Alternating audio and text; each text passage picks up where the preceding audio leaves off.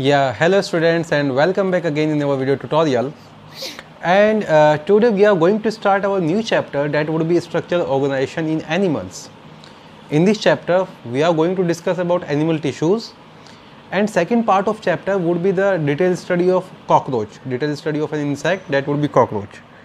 Now due to that revised schedule of our syllabus, cockroach has been eliminated from the syllabus by that CBSE persons. So for the time being we will be only studying animal tissues, and after completion of our complete syllabus I will be teaching you about cockroach and all other eliminated part, and we have to wait what is the actual notification that either cockroach has been really eliminated from NEET exam or it is just eliminated from the board's exam. But for the time being we will be discussing about animal tissues. In animal tissues, I will be teaching you about first the basic concept of tissues, what are tissues, and the history of tissues and certain specialization in tissues, and then we will be learning about 4 different type of tissue. अभी जो test है हमारा उसमें 2 tissues आएंगे, one would be epithelial tissue and other would be muscular tissue, और next test में फिर आपका कनेक्टिव टिश्यू और नर्वस टिश्यू आएगा. तो first will be starting about epithelial tissue और फिर हम पढ़ेंगे मस्कुलर टिश्यू के बारे में. So first let me mention the name of chapter and then I will be starting the topic animal tissues. So name of this chapter would be structural organizations, how the structures has been organized in animal. Structural organization in animals, that would be the title of our chapter. And in botany you will be learning about structural organization in plants as well, right? I hope most of the बच्चों ने जो भी आपके test वगैरह के doubts थे वो complete कर लिए होंगे. And as I told you, please be consistent with the lectures, काम पेंडिंग में नहीं रखना है. सो आई एक्सपेक्ट कुछ बच्चों ने बहुत अच्छा स्कोर किया है. There is a student, she missed that perfect score by 1 question and उस क्वेश्चन के आंसर की में प्रॉब्लम था. सो आई होप एक से ज़्यादा बच्चे ऐसा करें और प्लीज़ अपने टेस्ट वगैरह टाइम पे देते रहें. टेस्ट छोड़कर बहुत बड़ी गलती करते हैं आप लोग, और मैं तो कहूँगा लेक्चर को देखो, उसके बाद नोट्स बना के फिर उसको रिवाइज करो, अपने डाउट पूछो. जितना एक्टिव आप रहेंगे उतना ही आपका प्रोडक्टिव काम रहेगा. एज ए टीचर बहुत बुरा लगता है जब आप सब चीज़ पढ़ा देते हो. एनिमल किंगडम में ऐसा कुछ नहीं छोड़ा जो आपको नहीं पढ़ा है. Everything was so detailed and still you are not able to make a perfect score. Let it be. हम उस चीज़ को छोड़ के let's move on and let us discuss animal tissues and with a new energy, with a new motivation, with a new determination कि इस बार हम एक भी क्वेश्चन गलत नहीं करेंगे. So let me start the topic here, and in this chapter we will be dealing with animal tissues actually, right? तो पहले पढ़ लेते हैं टिश्यू होते क्या है, what is the concept of tissue and certain history about tissue. There would be name of certain scientists which I am going to tell you. तो concept of tissue की बात करें, आप क्लास 9th में भी पढ़ते हैं structural organisation of animal, but बहुत ही ज़्यादा वो कॉम्पैक्ट फॉर्म था स्ट्रक्चरल ऑर्गेनाइजेशन का. अब थोड़ा डिटेल में चले जाएंगे हम. ह्यूमन फिजियोलॉजी को समझने के लिए एनिमल टिश्यू के कंसेप्ट बहुत क्लियर होने चाहिए, कि जब भी ह्यूमन फिजियोलॉजी के वो 6-7 चैप्टर शुरू करेंगे हर जगह टिश्यू वाला कंसेप्ट आएगा कि इस ऑर्गन की जो एपिथेलियम है वो कैसी है, इस ऑर्गन का जो है कैरेक्टराइजेशन कैसा है. तो टिश्यू में मैं ऑर्गन का डेफिनेशन भी कवर कर लूँगा. Alright, so what do you understand by tissue? Whenever somebody ask you about a tissue, what you say? It's a group of cell in which cells are similar, group of similar cell. These are similar in structure and function and they have a similar origin. So what you learn, what you normally say, what is a tissue? A group of cell, a group of cells which are similar in first structure, second function, as well as their origin कि भाई वो किस germinal layer से बने हैं, ectodermal है, mesodermal है या एंडोडर्मल है. तो एक सेल्स का वो ग्रुप जो एक जैसी स्ट्रक्चर में है, फंक्शन एक जैसे कर रहे हैं और ऑरिजिन एक जैसा है, उसको हम टिश्यू कहते हैं. और ये डेफिनेशन हम क्लास 9 में पढ़ लेते हैं एक्चुअली। ना थोड़ा सा और आगे चलते हैं डिटेल में, मैं ये भी कह सकता हूँ tissue is a group of similar cell along with their intercellular material। For example मेरे पास ये कुछ सेल्स हैं, तो इन ग्रुप ऑफ सेल साथ में जो भी कुछ यहाँ पर मटेरियल भरा होगा, इस सब के a group of cell along with their intracellular material we call that tissue। I can also say, or next definition of tissue should be a group of similar cell along with intercellular substances performing a specific function। Such organization is known as tissue। तो और we can say, और हमने एक I will be telling 3 different definition of tissue, और वो तीनों में थोड़ा थोड़ा ही फर्क होगा, ज़्यादा फर्क नहीं होगा। और I can say a group of cell, this one is very important, this one is little bit advanced, इसमें intercellular material का जिक्र किया है। Group of cells along with their intercellular material, तो आगे पढ़ेंगे किस में इंटरसेलुलर मटेरियल ज़्यादा होता है टिश्यू में, किस में कम होता है, किस में होता ही नहीं है। along with their intercellular material performing a specific function, such organization is referred as to tissue। such organization is referred as to tissue। तो बच्चों दोनों डेफिनेशन क्लियर हुई। अभी तक फिर हम बेसिक्स ही पढ़ते जा रहे हैं। आई कैन से टिश्यू के अंदर जो सेल हैं वो डिसिमिलर भी हो सकती हैं।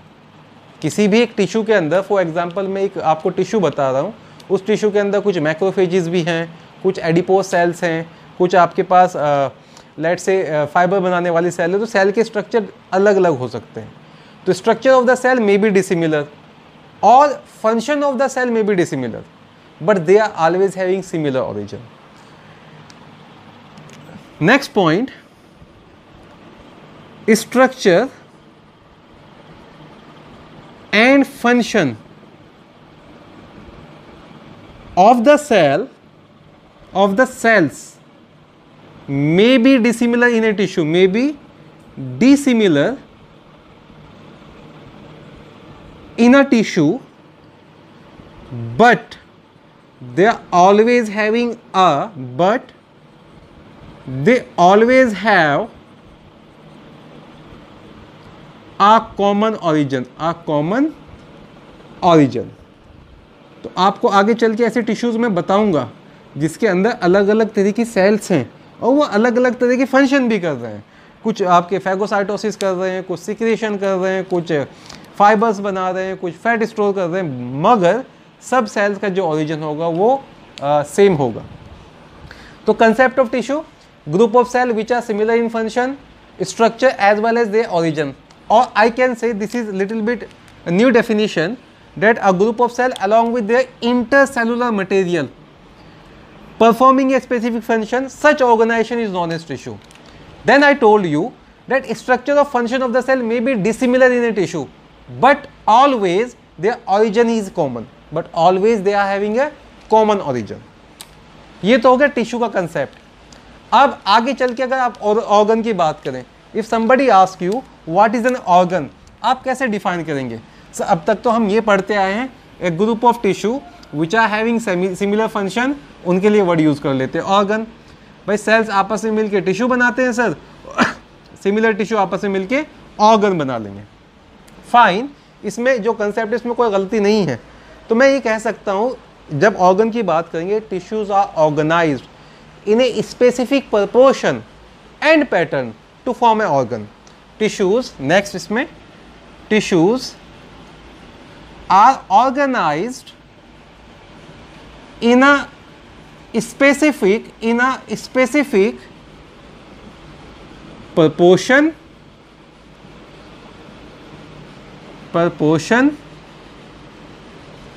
and manner, that specific organization of tissue in a specific proportion or manner की जगह we can use the term pattern as well। pattern ज़्यादा बेटर है। इस ऑर्गेनाइजेशन के लिए वर्ड यूज़ करते हैं ऑर्गन। तो similar tissues when organised in a specific proportion and pattern we call that organ. फिर ऑर्गन आपस में मिलके बनाते हैं बच्चों organ system.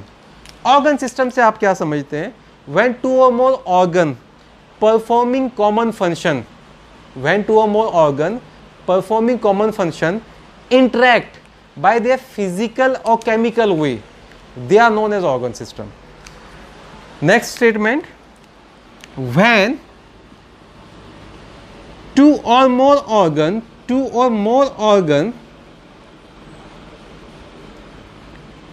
interact physically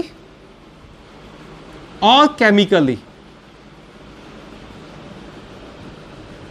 they form a system which we call organ system। तो बहुत सारे ऑर्गन आपस में मिलकर एक सिस्टम बनाते हैं जिसको ऑर्गन सिस्टम कहते हैं। ये लेवल ऑफ ऑर्गेनाइजेशन में मैंने डिस्कस किया था, ऐसा मुझे याद आ रहा है। और सारे ऑर्गन सिस्टम के मिलके एक इंडिविजुअल बना लेते हैं। सारे ऑर्गन सिस्टम मिलके क्या बनाते हैं? इंडिविजुअल। सो व्हेन टू और मोर ऑर्गन इंटरेक्ट फिजिकली और chemically and they are performing a common function and they perform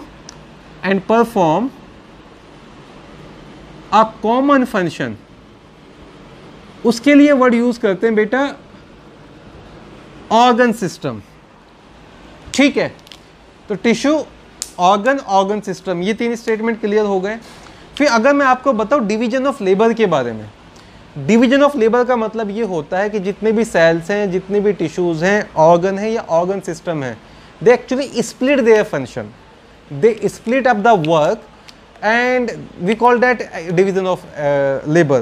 Every cell, every tissue, every organ system is specialized to perform a specific function.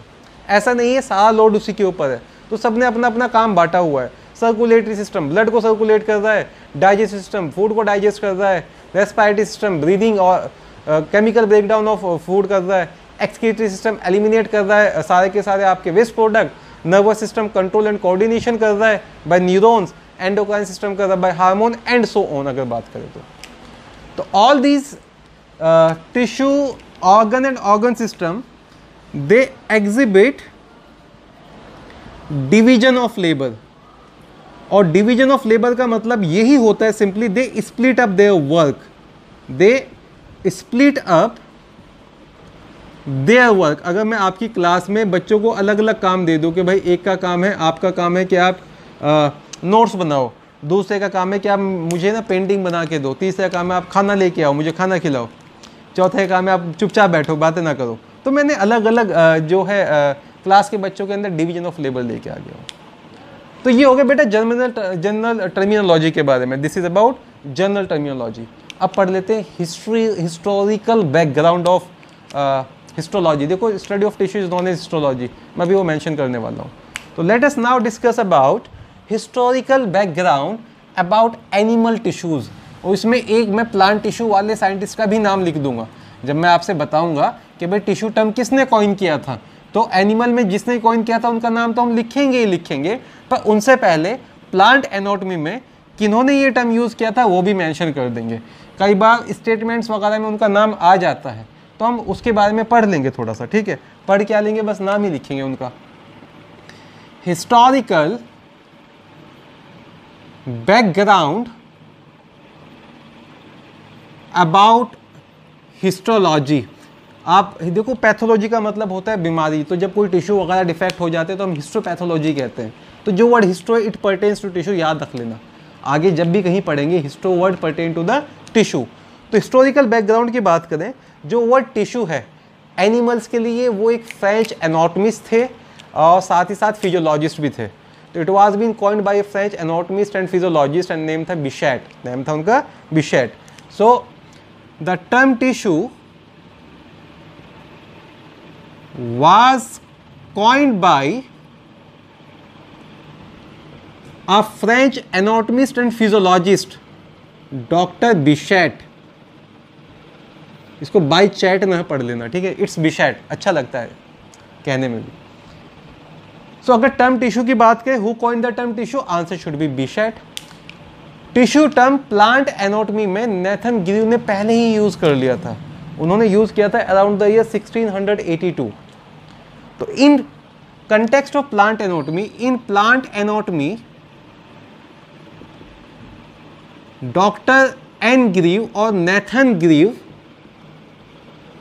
he used the term earlier on in the year 1682. In the year 1682, ये आपका mid 1700 की बात है. जो बिशेट का history होता है date is of mid 1700.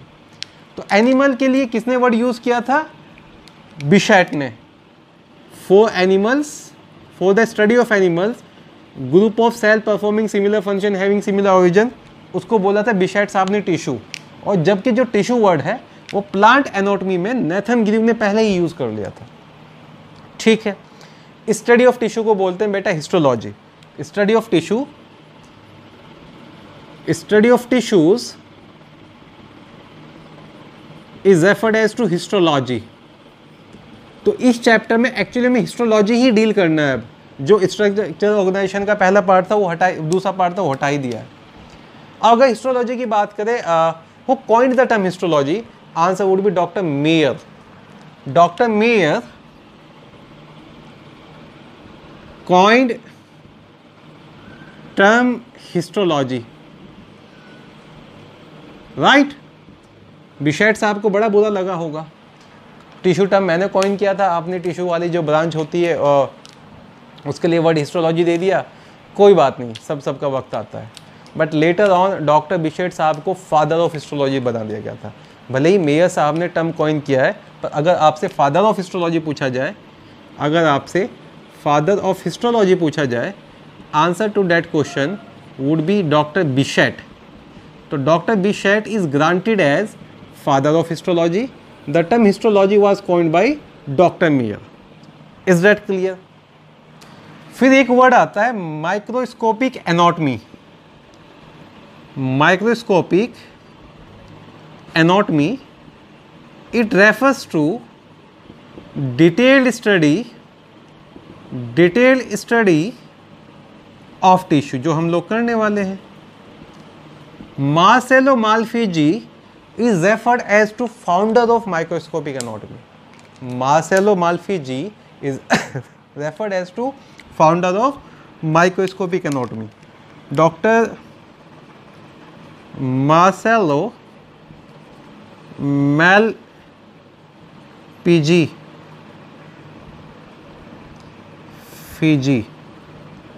Dr. Marcello Malpighi is referred as to founder of microscopic anatomy. कुछ बुक्स में उनको फाउंडर ऑफ हिस्टोलॉजी भी लिखा है, पर माइक्रोस्कोपिक एनाटॉमी ज़्यादा मेंशन करना ठीक है. तो बेटा आप हिस्ट्री में क्या क्या याद रखेंगे? Coined the term tissue in animals Bichat. In context of plant Nathan Grew. Study of tissue histology. Mayer coined the term histology. Bichat is father of histology. Marcello Malpighi give rise to a branch of science which deal with the discrete study of tissue, and that branch of science is referred as to microscopic anatomy. Is that clear up to here? ये हो गया उनका histological background के बारे में. अब हम बात कर लेते हैं on the basis of structure and function 4 अलग अलग तरह के टिश्यू के बारे में. Before starting the epithelial tissue in real, let me tell you about the 4 different type of tissues which normally occur in the body of vertebrates, and sometimes these tissue, few of these tissue also occur in invertebrates. देखो जब आपने सारे invertebrates और vertebrates तो पढ़ ही लिए, तो जैसे जैसे टिश्यू पढ़ेंगे वैसे वैसे टर्मिनोलॉजी भी आएगी और आपको एहसास होगा अच्छा ये कनेक्टिव टिश्यू था, ये एपिथेलियल टिश्यू था, ये नर्वस टिश्यू था, ये मसल टिश्यू था. That would be fun to learn. So classification or simply types of tissue on basis of structure and function. Generally जो भी हम टिश्यू वाला पार्ट पढ़ रहे हैं वो with respect to human body पढ़ेंगे यहाँ पर. तो एनिमल्स वगैरह में 4 तरह के टिश्यू होते हैं. जो सबसे पहले बताऊंगा आपको मैं, that would be epithelial tissue. तो पहले तो 4-5 लेक्चर हम एपिथेलियल टिश्यू के बारे में ही पढ़ लेंगे. It could be more as well. Then हमारे इसी सिलेबस में नेक्स्ट जो आने वाला है tissue, that would be muscular tissue. उसके बाद अगले टेस्ट में हम लोग पढ़ेंगे about connective tissue, C would be about connective tissue and D would be about neural tissue. तो ये 4 अलग अलग टिश्यूज हम पढ़ेंगे। नर्वस टिश्यू, आजकल ना नर्वस के लिए वर्ड यूज़ करते हैं न्यूरल, तो न्यूरल टिश्यू और नर्वस टिश्यू दोनों ही सेम चीज़ होती है। तो will be learning about 4 different type of tissue here, epithelial tissue, muscular tissue, connective tissue and neural tissue. अब अगर इनके ओरिजिन की बात बताऊं मैं, देखो एपिथेलियल टिश्यू एम्ब्रियो में सबसे पहले बनता है और वो तीनों जर्मिनल लेयर से बनता है। तो by origin epithelial tissue is from all germinal layer, ectoderm, some part of epithelium would be ectoderm, some part of epithelium would be mesoderm and some part of epithelium would be endoderm. You must be wondering sir ये भी बता दो कौन सा part कहाँ से बनता है। तो बच्चे जब एपिथेलियल टिश्यू शुरू करेंगे तो मैं ये ज़रूर मेंशन करूँगा, डोंट वरी। मस्कुलर टिश्यू जो होता है with few exception, majority of muscles are mesodermal, तो जो मेसोडर्मल नहीं होती है एक्टोडर्मल होती है वो भी मेंशन कर देंगे। Connective tissue is mesodermal in origin and neural tissue with 1 or 2 exception it is ectodermal in origin. तो जैसे जैसे हम ये टिश्यू पढ़ते चले जाएंगे वैसे वैसे इनके एक्सेप्शन में आपको बताता चला जाऊंगा। ठीक है बेटा।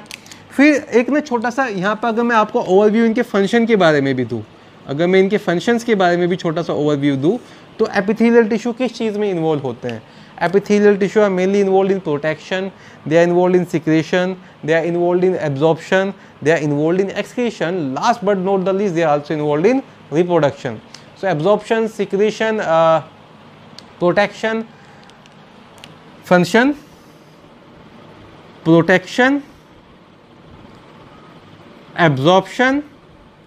देखो skin protect, skin epithelium, absorption में बात करेंगे तो मैं कुछ एपिथेलियल टिश्यू बताऊंगा इंटेस्टाइन, स्टमक और माउथ के अंदर। सिक्रेशन में भी होते हैं, जो ग्लैंड्स वगैरह होती है एपिथेलियल टिश्यू का ही पार्ट है।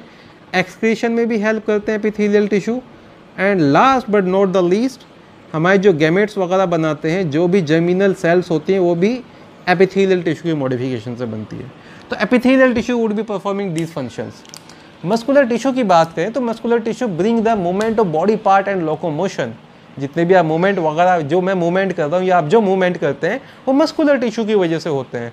तो movement of body part and locomotion, movement of body parts, movement of body parts और सिंपली कॉल्ड एट लोकोमोशन। देखो लोकोमोशन और मूवमेंट में फ़र्क होता है एक्चुअली, तो मैं एंड वर्ड यूज़ करना चाहूँगा यहाँ पर। That has been contributed by muscular tissue. जब कनेक्टिव टिश्यू की बात करते हैं, कनेक्टिव टिश्यू नाम कनेक्शन है तो अटैचमेंट में हेल्प करता होगा, और पूरे बॉडी को जो सपोर्ट करता है वो कनेक्टिव टिश्यू ही है। बोन्स वगैरह टूट जाए तो आप you better know what would be the condition, right. अगर आपके पैर वगैरह में चोट लग जाए और आपकी बोन फ्रैक्चर हो जाए तो you better know what would be the condition. अगर फ्रैक्चर वगैरह नहीं हुआ है तो then there are certain good wishes with you. I hope you understand what I mean. तो भाई कनेक्टिव टिश्यू में हम लिख लेंगे अटैचमेंट में हेल्प करता है और वो आपको सपोर्ट में हेल्प करता है। It help in attachment and it help in support. और नर्वस टिश्यू के बारे में तो मैं सिर्फ ये कहूँगा कंट्रोल एंड कोऑर्डिनेशन करता है by neurons. It undergo control and coordination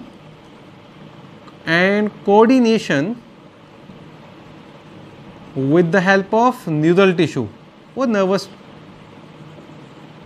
tissue में आ जाएगा। तो 4 अलग अलग तरह के टिश्यू और उनके फंक्शन मैंने बता दिए आपको। Are we done up to here? I guess यहाँ तक कोई डाउट या कोई कंफ्यूजन नहीं होगा। अभी हम बेसिक्स ही पढ़ते जा रहे हैं। Now let us start the first type of tissue which would be epithelial tissue. अब बच्चे शुरू करते हैं पहले तरह का टिश्यू। एंड नाउ जो हमारे 2 टॉपिक हैं इस बार टेस्ट के, epithelial tissue as well as muscular tissue, उसमें से epithelial tissue I am going to start. Epithelial tissue में सबसे पहले तो हम उसका जो है बेसिक्स ही पढ़ेंगे। उसके बाद एपिथेलियल टिश्यू में आपको कुछ प्लाज्मा मेम्ब्रेन की स्पेशलाइजेशन बता दूंगा, different type of epithelial tissue, their location and function, और बाद में सेलुलर जंक्शंस एंड ग्लैंड भी बताने हैं एपिथेलियल टिश्यू में।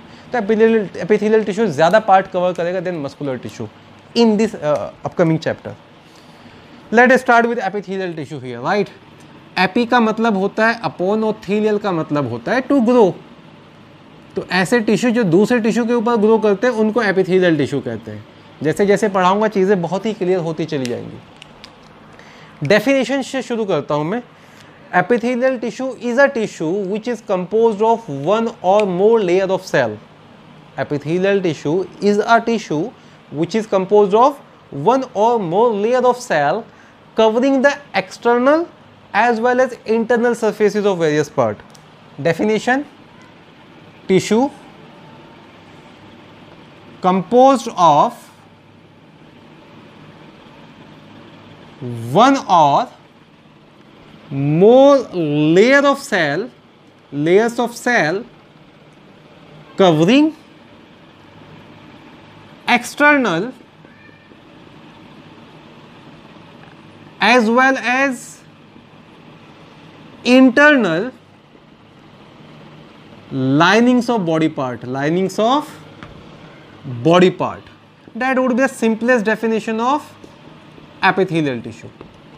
मैं जब बताऊंगा ना रूइश साहब के बारे में जिन्होंने एपिथेलियम वर्ड बताया था, तब मैं मेंशन कर दूंगा एपी का मतलब होता है अपोन और थीलियम का मतलब होता है टू ग्रो। तो एपिथेलियल टिश्यू ऐसे टिश्यू होते हैं जो दूसरे टिश्यू के ऊपर ग्रो करते हैं। ठीक है। Epithelial tissue also do form glands. Important thing to mention, epithelium और एपिथेलियल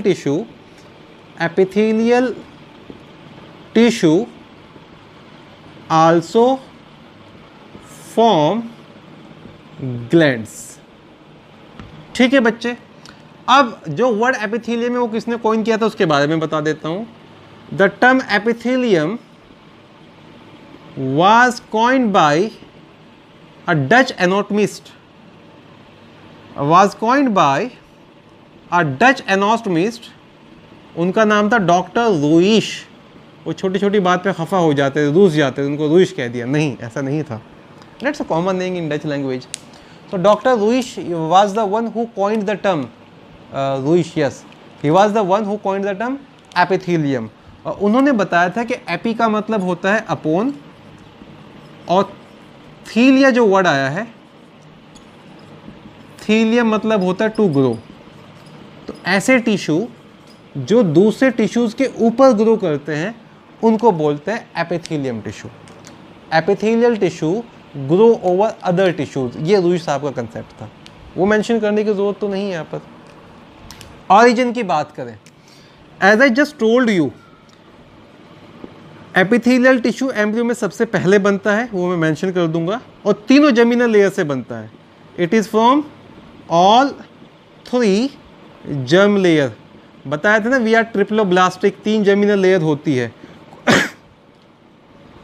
कुछ पार्ट एक्टोडर्मल होता है, कुछ पार्ट मीजोडर्मल होता है और कुछ पार्ट एंडोडर्मल होता है। अब मैं यहाँ पर छोटा छोटा एग्जाम्पल दे दूंगा कि कौन सा पार्ट एपिथेलियल टिश्यू का एक्टोडर्मल है, कौन सा पार्ट एपिथेलियल टिश्यू का मीजोडर्मल है और कौन सा पार्ट एपिथेलियल टिश्यू का एंडोडर्मल है। जब हम बात करते हैं एक्टोडर्म पार्ट की, तो epidermis of your skin, epidermis of our skin, that is ectodermal. जो सिलोमिक एपिथेलियम होता है, जो सिलोम की कवरिंग होती है, coelomic epithelium, it is mesodermal. बताया भी था, mesodermally derived body cavity coelom. तो जो सिलोम के अंदर एपिथेलियल टिश्यू होगा वो मीजोडर्मल होगा, जो एपिडर्मिस के अंदर होता है वो एक्टोडर्मल होता है, और जो एलिमेंट्री कैनाल को लाइन करता है वो एंडोडर्मल होता है। तो epithelium of alimentary canal, epithelium of alimentary canal, alimentary canal को बेटा गट भी कहते हैं, is endodermal in origin. So epithelial tissue का डेफिनेशन हो गया। एपिथेलियल टिश्यू ग्लैंड भी बनाते हैं, किन्होंने टर्म कॉइन किया था, एपिथेलियल टिश्यू का मतलब क्या होता है, और 3 अलग अलग जमीनल लेयर से एपिथेलियल टिश्यू बनता है। अब बात करते हैं इसके इंटरसेलुलर मटेरियल की। एपिथेलियम टिश्यू के अंदर ऑलमोस्ट नेग्लिजिबल इंटरसेलुलर मटेरियल होता है। तो नेग्लिजिबल वर्ड यूज़ ना करके हम लिटिल वर्ड यूज़ करते हैं, little intercellular material. Next point, little intercellular material काफ़ी कॉम्पैक्टली पैक्ड होते हैं। इसका मतलब ये होता है, is present between the cells of epithelial tissue. A little intercellular material, a little intercellular material is present between the cell of epithelial tissue. ठीक है बच्चे, यहाँ तक क्लियर हुआ? Let me clean up some board from here. अच्छा, वो जो little intercellular material होगा उसका एक प्रॉब्लम ये होता है कि एपिथेलियल टिश्यू के अंदर ना पियर्स नहीं कर सकती हैं ब्लड वेसल्स, लिम्फ वेसल्स. तो epithelial tissue, majority of epithelial tissue avascular होता है. तो जितना भी नरिशमेंट होता है एपिथेलियल टिश्यू का उन सेल से होता है जिनके ऊपर वो ग्रो कर रहा है. ठीक है बेटा. नेक्स्ट स्टेटमेंट मैं अगर बताऊं, जो सेल्स होती हैं एपिथेलियल टिश्यू की वो आपस में हेल्ड होती है with the help of intercellular junctions. Next point in epithelial tissue, cells are held together with help of intercellular junctions. अच्छा, एक हम अलग से लेक्चर रखेंगे सेलुलर जंक्शन के बारे में. आपको मैं खूब सारे तरह के जंक्शन बताऊंगा, gap junction, tight junction, adhering junction, जो भी है.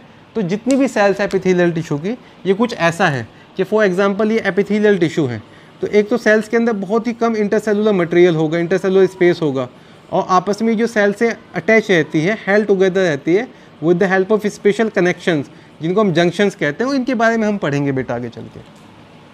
ठीक है बच्चे अब तक. देन मैं ये भी बताना चाहूँगा आपको कि जो एपिथेलियल टिश्यू होता है ये मेनली रेस्ट करता है on a thin non cellular membrane, जिसको बोलते हैं basement membrane. It usually rest, अभी बेसमेंट मेम्ब्रेन को भी डिटेल में बता दूंगा, usually rest on a non cellular membrane. तो इसमें सेल्स वगैरह नहीं होती, केमिकल की बनी होती है. कौन से केमिकल ये मेंशन करूंगा मैं. इसके नीचे कनेक्टिव टिश्यू, ऊपर एपिथेलियल टिश्यू. तो usually rest on a non cellular membrane known as basement membrane. तो epithelial tissue grow over other tissue. Other tissue कौन सा होता है? Normally connective tissue. और दोनों के बीच में एक नॉन सेलुलर मेम्ब्रेन आ जाती है जिसको बेसमेंट मेम्ब्रेन कहते हैं. देखो यहाँ पर ना कई बार क्वेश्चन में सेलुलर वर्ड डाल देता है, तो प्लीज़ आप धोखे में नहीं आएंगे. Basement membrane do not have any cells, they are non cellular. फिर वो एवेस्कुलर वाला कंसेप्ट भी बता देता हूँ कि भाई क्योंकि लिटिल इंटरसेलुलर स्पेस है तो जितने भी आपके लिम्फ वेसल होते हैं, ब्लड वेसल होते हैं, कैपिलरीज वगैरह हैं, वो पियर्स नहीं कर पाती इन सेल के अंदर, तो ब्लड सप्लाई नहीं आता है. तो blood vessels are absent in epithelial tissue. Next statement would be blood vessels are absent. Blood vessels are absent in epithelial tissue. ठीक है बेटा. It's worth mentioning here. तो जनरली एपिथेलियल टिश्यू एवेस्कुलर होते हैं. एपिथेलियल टिश्यू जनरली एवेस्कुलर होते हैं. और avascular होने का क्या रीज़न होता है? क्योंकि लिटिल इंटरसेलुलर स्पेस है और ब्लड वेसल वगैरह पियर्स नहीं कर पा रही फ्रॉम कनेक्टिव टिश्यू. आपके बॉडी में, हमारे बॉडी में सिर्फ एक ही ऐसा एपिथेलियम होता है जहाँ पर ब्लड सप्लाई होती है, और वो होता है इंटरनल ईयर के अंदर. उसको बोलते हैं स्ट्रिया वेस्कुलरिस. तो मैं मेंशन करूँगा a specialised epithelium, a specialised epithelium. और इस स्पेशलाइज्ड एपिथेलियम का नाम होता है बेटा stria vascularis. This specialised epithelium is stria vascularis. इसके अंदर ब्लड सप्लाई, इसको रेड में लिख देते हैं, राइट. तो देखो वेस्कुलरिस नाम से पता चल रहा है वेस्कुलर है, ब्लड सप्लाई है. तो a specialised epithelium stria vascularis is present in the cochlea of internal ear. It is present in the cochlea of internal ear, and that is the only epithelium in a human body which is having blood capillaries. Present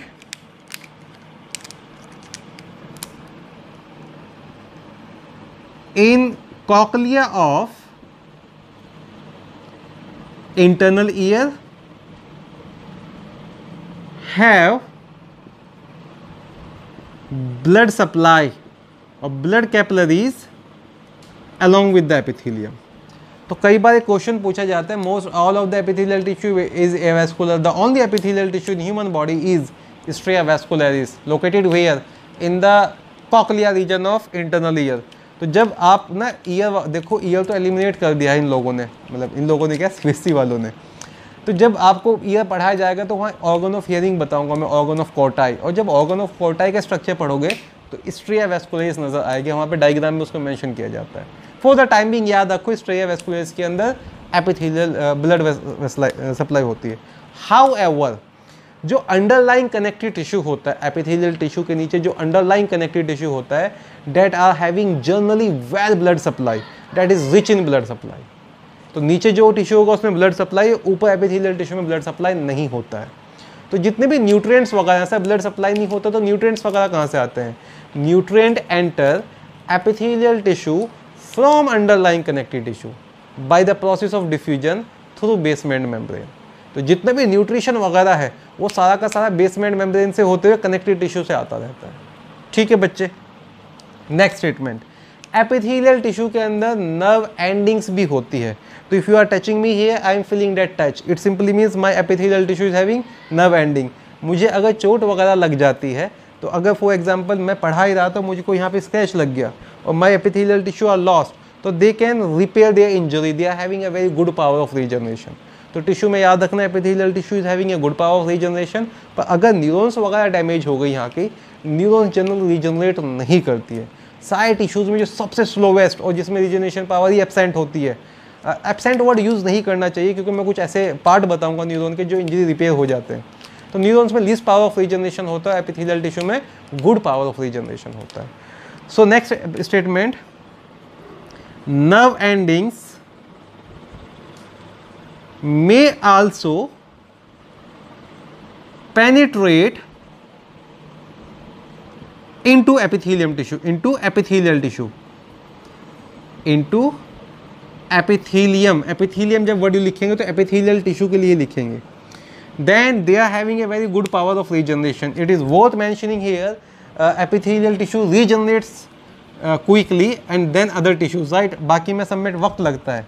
तो it is having a good power of regeneration or they can repair their injury, good power of regeneration, they can repair themselves after injury, regeneration।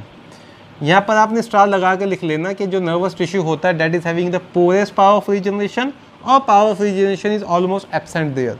in case of neural tissue, देखो neural tissue नहीं पढ़ रहे इसलिए वो mention नहीं कर रहा हूँ, क्यों चीज़ें कॉम्प्लिकेट करें। बता देता हूँ कि जब न्यूरल टिश्यू पढ़ेंगे तो मेंशन कर दूंगा, उनके अंदर पावर ऑफ रीजनरेशन सबसे कम होती है। कुछ पार्ट है जो रीजनरेट होता है वो मेंशन कर दूंगा। ठीक है, फिर एपिथेलियल टिश्यू के बारे में याद रखना बच्चों कि एपिथेलियल टिश्यू होता है it faces either a body fluid और आउटसाइड इन्वायरमेंट।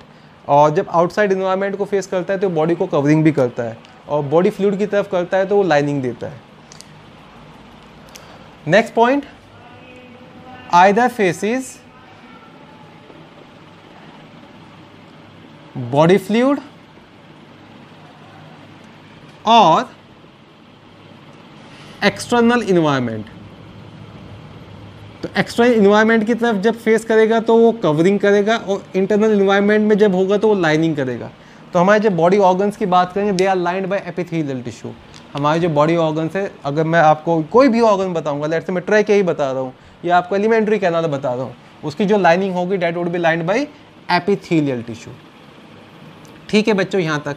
तो एपिथेलियल टिश्यू सबसे पहले बनते हैं एम्ब्रियो में, तीनों जर्मिनल लेयर से होते हैं। एपिथेलियल टिश्यू दूसरे के ऊपर ग्रो करते हैं, गुड पावर ऑफ रीजनरेशन होता है, बेसमेंट मेम्ब्रेन को होल्ड किए होते हैं, ब्लड सप्लाई इनमें नहीं होता है। देन आप याद रखेंगे epithelial tissue always rest in underlying connective tissue. ऐसा नहीं होगा कि ऊपर एपिथेलियल टिश्यू है नीचे कनेक्टिव टिश्यू नहीं है, always rest on underlying connective tissue. Epithelial tissue is the only tissue in which cells are arrange in a uniform layer. बाकी जितनी भी टिश्यू उसमें जो सेल्स हैं वो यूनिफॉर्म ना होकर नॉन यूनिफॉर्म तरीके से अरेंज रहती है। तो only tissue in which cells are arranged in uniform layers, right. आप नर्वस टिश्यू की बात कर लीजिए, कनेक्टिव टिश्यू की बात कर लीजिए, उसके अंदर यूनिफॉर्मिटी वगैरह नहीं होती है। फिर अगर मैं आपसे कहूं कि जो एपिथेलियल टिश्यू होते हैं उनकी पैकेजिंग कैसी होती है, you will answer they are compactly packed.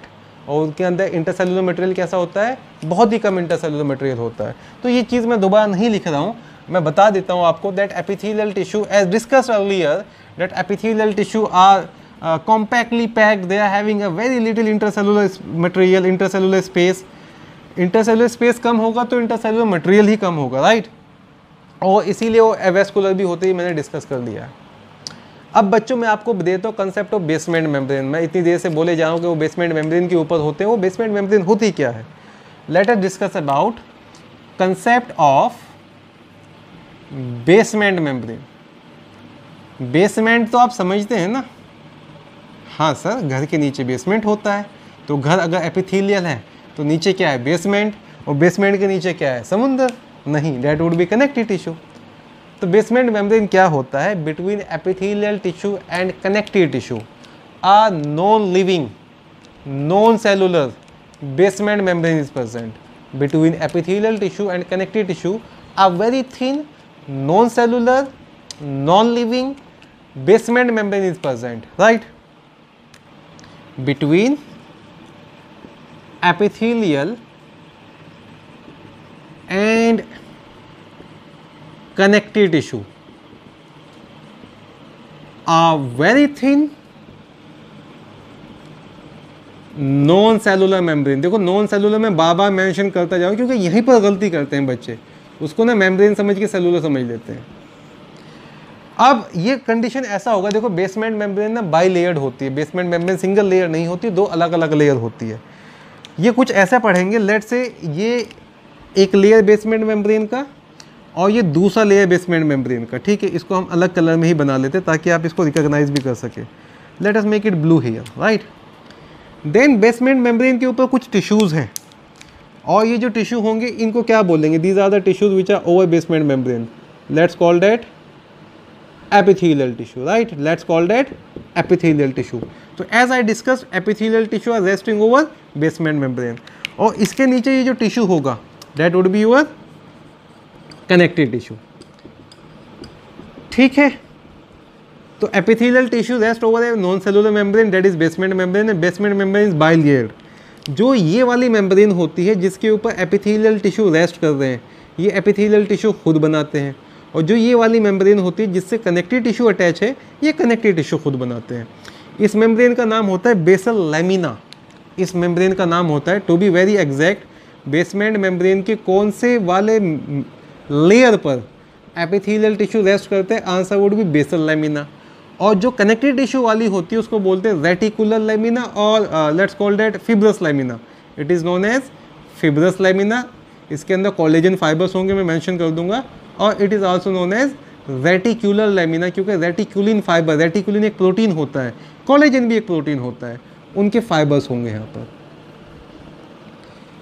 तो नीचे आपके पास कनेक्टिव टिश्यू फिब्रस लैमिना और रेटिकुलर लैमिना, देन ऊपर बेसल लैमिना और ऊपर epithelial tissue. This is here epithelial tissue और ये कौन सा होगा, कनेक्टिव टिश्यू। अब it is worth mentioning here कि बेसल लैमिना कौन बनाता है और बेसल लैमिना काहे की बनी होती है। देखो बेसल लैमिना जो है ना वो आउटर है अगर मैं बात करूँ, and that is very thin.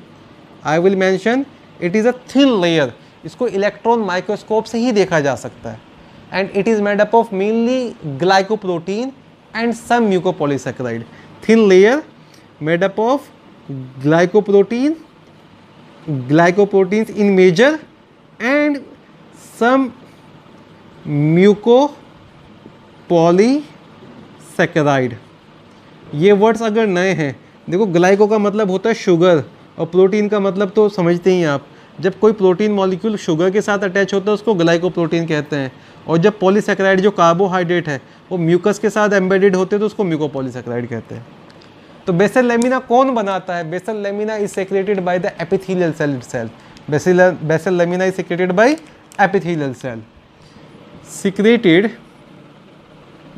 by epithelium।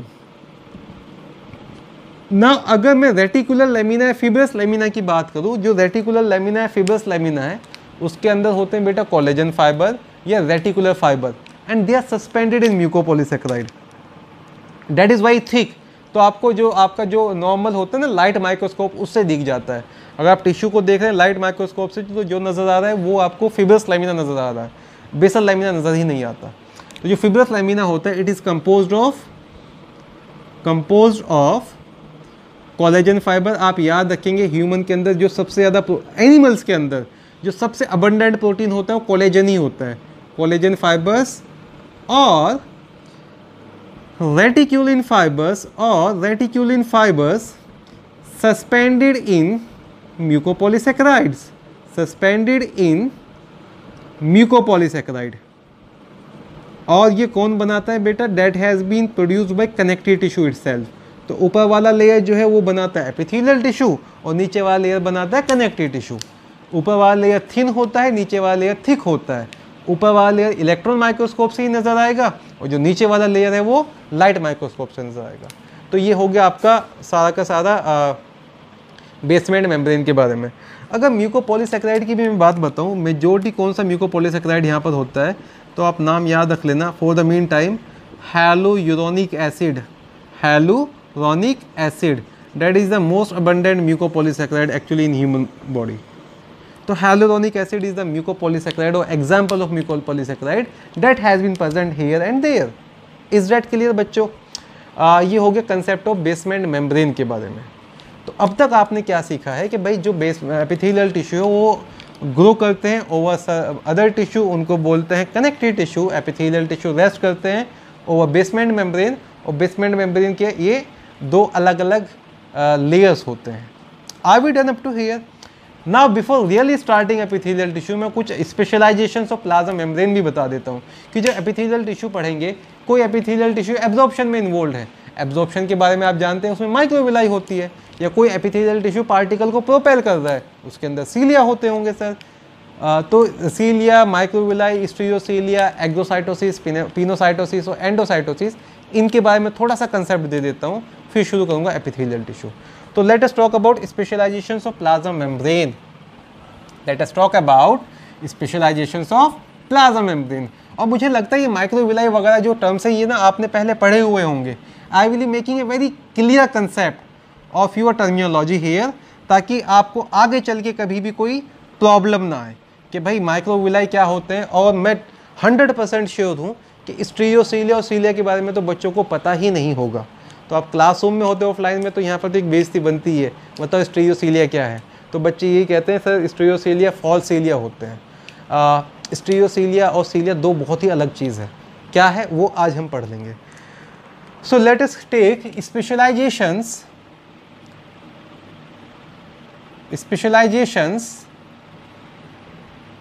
of plasma membrane।